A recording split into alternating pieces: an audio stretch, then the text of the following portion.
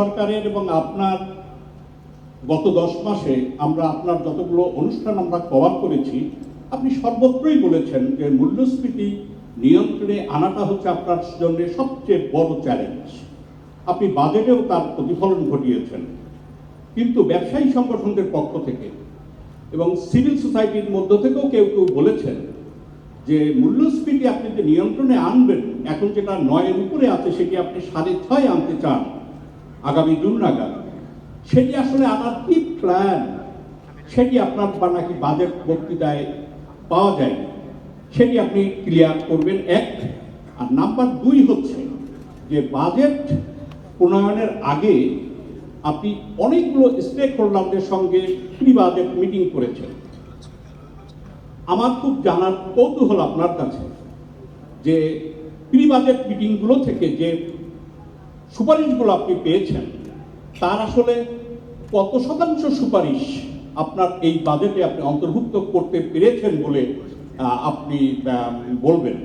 মাননীয় অর্থ উপদেষ্টা, আমাকে সুযোগ দেওয়ার জন্য আপনাকে ধন্যবাদ, আপনার প্রতি কৃতজ্ঞতা। আসসালামু আমার নাম হাসান আরিফ, আমি রূপালী বাংলাদেশে কাজ করি। স্যার, আপনার কাছে আমার হচ্ছে 2টা প্রশ্ন থাকবে স্যার। প্রথম প্রশ্ন হচ্ছে যে স্যার, আমরা তো আপনাকে অনুসরণ করি যারা অর্থনীতিবিদের রিপোর্টিং করি।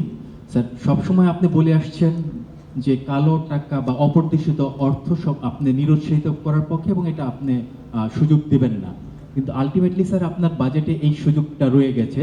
স্যার, এটার বিষয়ে আপনি একটু যদি বলেন।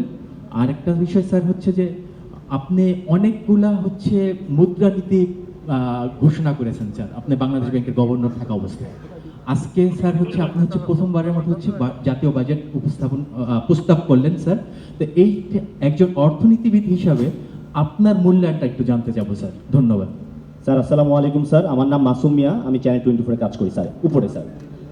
স্যার, ব্যাংক খাতের সুশাসন ফেরাতে, ব্যাংক খাতের সংস্কার করতে আপনি বেশ কিছু শুরুতেই বাজেট বক্তৃতা শুরুতেই আপনি বক্তব্য দিয়েছিলেন, কিন্তু এই যে ব্যাংক খাতের সুশাসন ফেরাতে বা ব্যাংক সংস্কারে যে অর্থের প্রয়োজন, অর্থাৎ এই গভর্নর মহোদয় বলেছিলেন যে এই সংস্কার কার্যক্রমে এই ব্যাংকগুলোকে মূলধারণ করতে হবে। বাজেট বক্তৃতায় আসলে আমরা কিন্তু খুঁজে পেলাম না স্যার এই ব্যাংক সংস্কার বা ব্যাংকিং আবার ঠিক করতে আসলে আপনাদের অর্থের বরাদ্দর যে বিষয়টি, যদি একটু এই বিষয়টিকে একটু স্যার ব্যাখ্যা করেন স্যার। আমি আলমগীর, আমি কাজ করি সময়ের আলোতে। আপনাকে ধন্যবাদ আমাকে সুযোগ দেওয়ার জন্য। মাননীয় উপদেষ্টা, আপনার বাজেট বক্তৃতায় বলেছেন যে আপনি এবার গতানুগতিক যে প্রবৃদ্ধির যে বাজেট যে গল্প শোনানো হয় সেই দিকে যান নাই, আপনি মানুষের জন্য বাজেট দিয়েছেন। তো মানুষের জন্য বাজেট দিতে যে বাজেটে যে আমরা শুল্ক কর বাড়ানোর যে আপনি প্রস্তাবগুলো করেছেন, এর মধ্যে অধিকাংশ এতগুলো পণ্য যেগুলো আছে সেগুলো খুবই সাধারণ মানুষ ব্যবহার করে। যেমন আমি যদি কিছু বলি, যেমন দু একটা নাম, যেমন আপনার একেবারে সাধারণ মানুষের গৃহস্থালী পণ্য, আপনার ব্লেন্ডার, জুসার, তারপরে আপনার সাবান, শ্যাম্পু, তারপরে আপনার যেগুলো আছে আপনার প্লাস্টিক পণ্য, খুবই সাধারণ মানুষ ব্যবহার করে গৃহস্থালী প্লাস্টিক পণ্য, তারপরে ব্লেড, তারপরে আপনি শিশুদের চকলেটেও খুব কঠোর হয়েছেন শুল্ক বাড়ানোর ক্ষেত্রে। সবচেয়ে পরিতাপের বিষয় হচ্ছে যে আপনি এই বাজেটের শুল্ক কর বাড়ানোর ক্ষেত্রে আমাদের দেশের নারীর প্রতি খুব একটু বেশি কঠোর হয়েছেন, কারণ তাদের ঠোঁটের লিপস্টিক, মুখমণ্ডল, লিপ লাইনার, অনেক কিছুর ওপরে শুল্ক বাড়িয়েছেন। আমার প্রশ্ন হচ্ছে, আপনি যে বাজেটটা দিলেন, বললেন যে মানুষের জন্য, আসলে কোন মানুষের জন্য বাজেট দিলেন? এটা কি সাধারণ মানুষের উপরে বোঝা বাড়ানোর বাজেট হলো?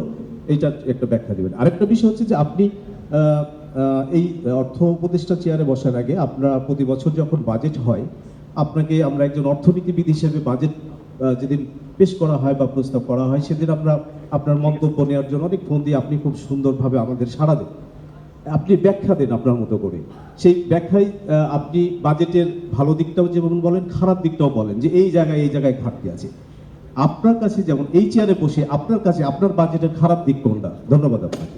মাননীয় উপদেষ্টা, আসসালামু আলাইকুম। আমার নাম দৌলত আক্তার মালা, আমি ইকোনমিক রিপোর্টার্স ফোরামের প্রেসিডেন্ট এবং ফিনান্সিয়াল এক্সপ্রেসের স্পেশাল করেসপন্ডেন্ট হিসেবে আছি। মাননীয় উপদেষ্টা, আমি বাজেটের গতকাল যখন স্টোরিটা লিখতে যাচ্ছি, তখন আমার কাছে একটু বিষয় জানার আছে আপনার কাছে। আমি মধ্যবিত্তের জন্য আসলে তেমন কিছু খুঁজে পাইনি। যদিও ট্যাক্স ফ্রি সিলিং বলা হয়েছিল যে 25,000 টাকা বাড়ছে, যেটা জুলাই 26 থেকে আসছে। তো সেখানে দেখা যাচ্ছে যে ওভারঅল ট্যাক্স বার্ডেনটা মধ্যবিত্তের উপরে অনেক বেড়ে যাচ্ছে 26 থেকে। আপনি যদিও প্রগ্রেসিভ ট্যাক্স রেট দিয়েছেন, বাট এটা আসলে মধ্যবিত্তের উপরে বেশ বড় একটা চাপ যাবে। এবং একটা বিষয় যে প্রত্যেকটা বাজেটে এবং প্রতিটা সরকারি কেন যেন মধ্যবিত্তের উপরে বেশ ক্ষুব্ধ থাকে, এবং একটা শ্রেণী মধ্যবিত্ত শ্রেণী আস্তে আস্তে আমি দেখছি যে একটা বিলুপ্তির পর্যায়ে চলে যাচ্ছে। আলট্রা পুয়ার এবং আলট্রা রিচ এই শ্রেণীটা বাড়ছে, এবং মধ্যবিত্ত আসলে আস্তে আস্তে হয় তাদের তারা আলট্রা পুয়ারে চলে যাচ্ছে, আর যারা ম্যানেজ করতে পারছে তারা আসলে রিচ হয়ে যাচ্ছে। এই বিষয়টা একটু দয়া করে ক্ল্যারিফাই করবেন। এবং ওটিটি প্ল্যাটফর্মের উপর ট্যাক্স বসিয়েছেন, ই কমার্সের উপর ট্যাক্স বসিয়েছেন, যেটা মধ্যবিত্তরাই বেশি এটার কনজিউমার। আরেকটা বিষয়